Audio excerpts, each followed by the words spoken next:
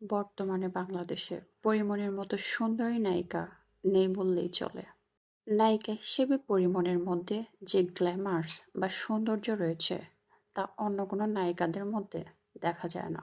সৌন্দর্যের দিক থেকে বাংলাদেশের প্রথম সারির নায়িকা হিসেবে অবশ্যই অবস্থান করে পরীমনি।